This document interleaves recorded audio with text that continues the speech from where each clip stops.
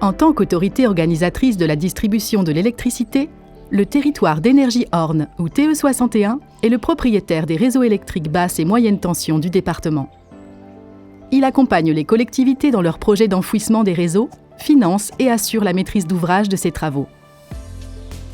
Afin d'éviter les interventions multiples sur la voirie, de rationaliser les coûts et de réduire la gêne pour les riverains, le syndicat coordonne systématiquement l'enfouissement des réseaux électriques avec le numérique et l'éclairage public.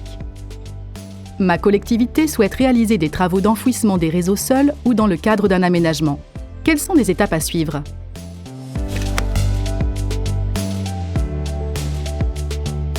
La mairie doit prendre une délibération pour détailler l'ensemble de son projet. Le conseil municipal doit impérativement s'engager à enfouir la totalité des autres réseaux aériens présents. Si elle le souhaite, la collectivité peut transférer la compétence éclairage public au syndicat et lui déléguer le génie civil pour le numérique. La délibération doit ensuite être transmise par la mairie au syndicat.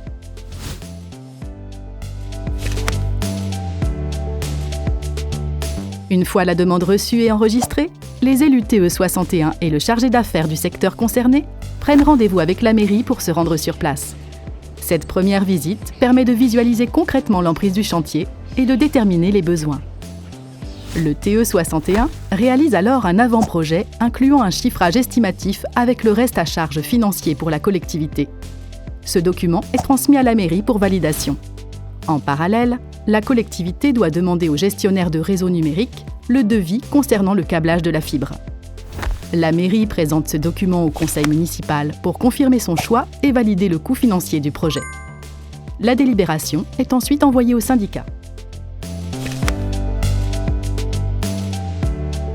Chaque année, les élus du TE61 se rassemblent par secteur pour faire le point sur les demandes qui ont été faites et ainsi prioriser les chantiers. L'ensemble des projets sont ensuite remontés au bureau syndical. Celui-ci valide par secteur les travaux à prévoir dans le respect de l'enveloppe budgétaire allouée. Si les travaux sont acceptés, la mairie recevra un courrier officialisant l'investissement du TE61 pour la réalisation de l'enfouissement des réseaux. En moyenne, 1 ou 2 chantiers d'enfouissement sont réalisés par an et par secteur géographique. C'est pourquoi, entre la demande faite par la collectivité et la réalisation des travaux, plusieurs années peuvent s'écouler. Si nécessaire, une réunion de coordination peut être organisée avec les différents gestionnaires de réseau, eau potable, numérique, gaz, afin de mutualiser les interventions. L'entreprise délégataire du TE61 débute son étude détaillée par le lancement des DT-DICT pour connaître l'emprise des réseaux existants dans le sous-sol.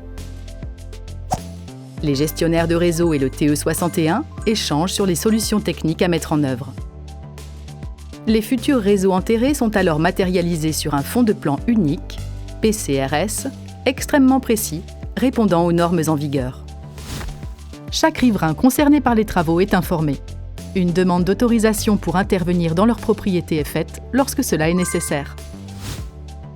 En parallèle, lorsque la collectivité a transféré la compétence éclairage public au TE61, elle est accompagnée pour le choix des luminaires jusqu'à leur pose et peut venir choisir le type de candélabre à la maison de l'énergie.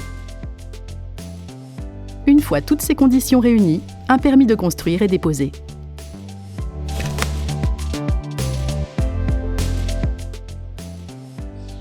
Une réunion d'information de lancement de chantier est toujours organisée entre le TE61, les différents gestionnaires de réseau et la collectivité.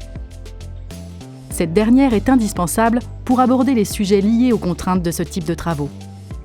À chaque étape du chantier, le TE61 est toujours attentif au respect des règles de sécurité pour assurer à la mairie et à ses administrés des travaux dans les meilleures conditions possibles. Des réunions régulières sont organisées pour suivre l'avancement.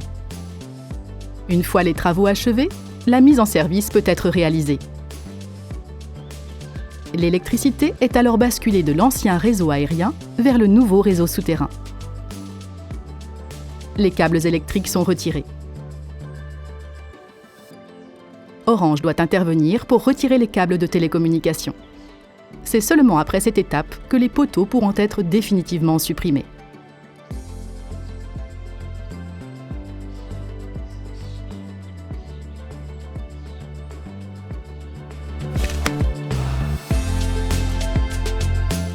Une fois le chantier terminé, il est officiellement réceptionné par la mairie qui valide l'ensemble des travaux.